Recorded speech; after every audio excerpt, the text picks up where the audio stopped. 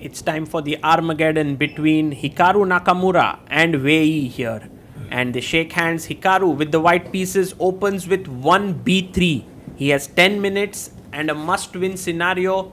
A draw is fine for Wei Yi, but he has only 7 minutes on the clock. Hikaru's b3 did make Wei Yi think for a bit. And now g3. Hikaru going for the double fianchetto here. g6. Wei Yi in great confidence after beating none other than Magnus Carlsen in the previous round in the Armageddon. Knight comes out to f3 and pawn goes to c5. Bishop g2, bishop g7. So very simple development by white, getting the double fianchetto here. Black has actually managed to control the center a bit. Knight comes up, h5 by Wei Yi. Whew. Wow, interesting move. He's trying to go for an attack, making use of the rook here. Will Hikaru kind of play h4 here? Yes, he does. He stops Wei Yi's ideas. Now black castles here. The c5 pawn is some sort of a weakness. One must remember that this knight c3, knight a4 business which happens in the Nimzo Indian can become very powerful here. So Wei Yi has to be careful about it. And he plays the move d4. Wow. Closing in the bishop's path, d3. Hikaru will try to put pressure on the c5 pawn. e5 played, knight comes out to d2. Also remember, taking this pawn on c6 is feasible but maybe not the best. Queen d6 played here. And now queen comes up to c2. And he pushes his pawn to a5. Rook a e1. And bishop to f5 is Wei Yi trying for some e4 break. Bishop a3. Finally the pressure on c5 rising here. Rook a d8 played here by Wei Yi. Oof. What's the point of this move? I'm not really sure. Rook d1 is just centralizing, yeah? Rook e8. Now e4. Could be possible. Not yet. Oh, the knight jumps in. Now, do you take here with the bishop or with the knight? Both look tempting. He takes with the knight, pawn takes. And now just drop the bishop back on c8 or... No, he goes to g4. Bishop c1 played here. You see the c5 pawn was weak, but there was not a single piece that could attack it apart from the bishop. So the bishop changes its plan. Wei Yi playing on the queen side as well. 3 minutes 49 seconds. 7 minutes 40 for Hikaru. He takes the pawn on a4. And Wei Yi plays rook to a8. f3 played. Now at this point, white is a pawn up. But look at the quality of his pieces. The bishop on g2 looks pretty bad. The pawns look all mangled up on the queen side. f4. Hikaru is like, I'm going for the attack now. Good or bad, I need to win. He takes the pawn. And Hikaru is surprised here. Because I think he didn't expect this. Bishop takes f4. And maybe now just bishop e5. Getting rid of this. No, he goes queen d8. Wei Yi is so calm, cool and composed. He's down to 3 minutes on the clock. He hasn't handled the clock particularly well. Hikaru has a 4-minute time lead now. And the bishop now settles down on the g4 square, attacking the rook. The rook comes up to d3. And queen comes up to a5. e5 played here. And he takes here. Rook takes on e3. The position has now equalized. Hikaru is back in the game.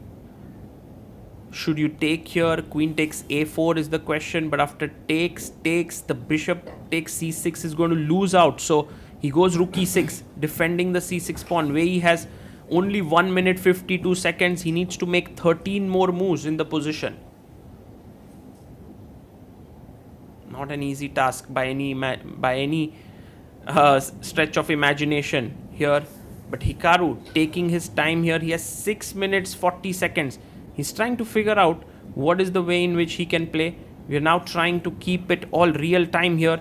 Maybe there's queen f2 putting pressure on f7. You can also go rook b1 by the way. Oh, but rook b1 there's bishop f5. But I can block with bishop e4.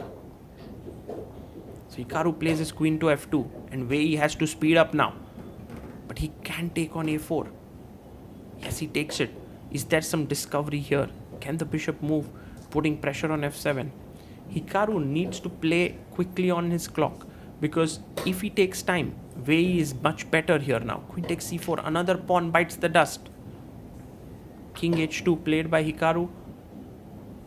And Wei Yi very quickly centralizes his rook. One of the things about Wei Yi is they're very good at kind of making these natural common sense moves. You know, if you see, the queen is also defending c4, f7, so maybe next idea is to chop off the pawn, then rook takes, and the queen would defend the f7 pawn against the queen on f2. Wei Yi down to 1 minute 21 seconds. Rook goes to c1. You can see Hikaru. He doesn't care. He has 5.5 minutes on the clock. He's nodding his head. He's feeling the energy. Wei Yi down to 1 minute 10 seconds. Oof, the pressure is mounting. Pressure is mounting.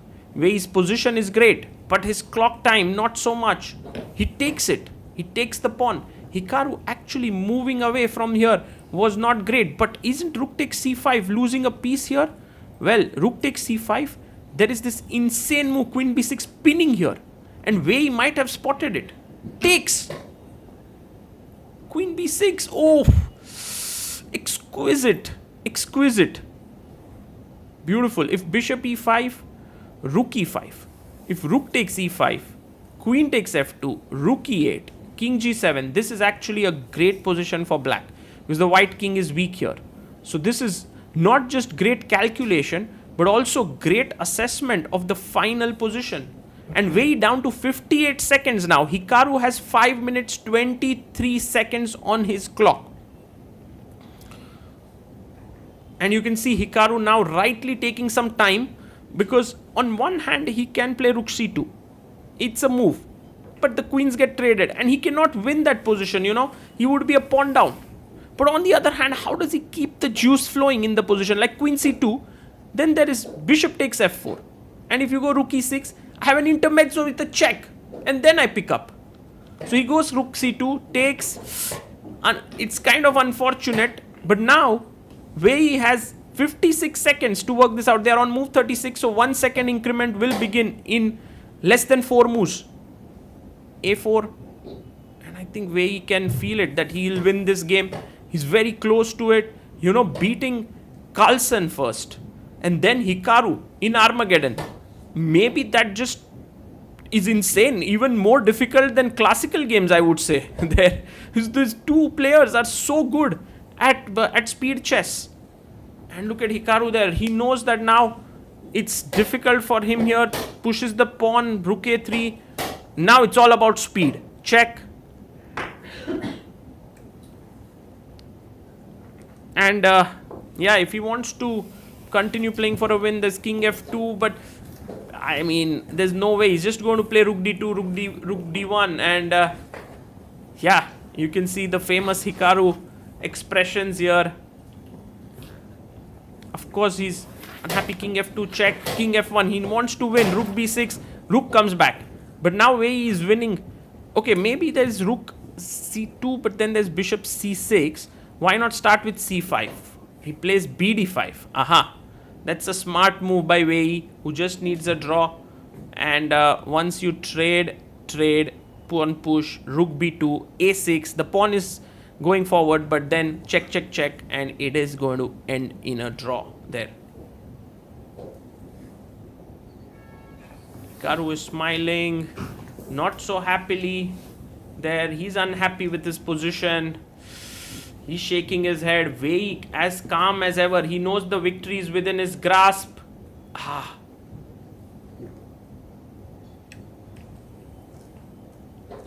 Swiveling his pawn in his head, in his hand. Bishop f3 goes in with the rook. Too strong. The position is just too good here.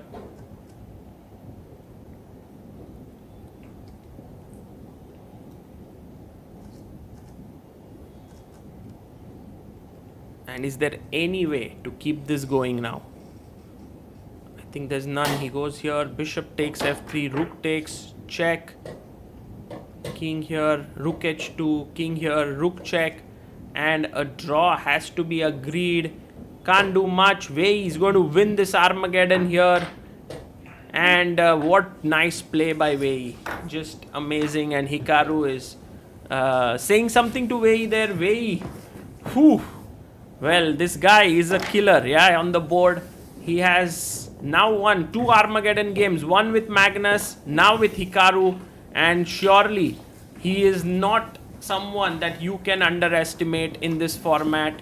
And let's see how he does in his classical games. But for now, Wei Yi is really on a roll here in Norway.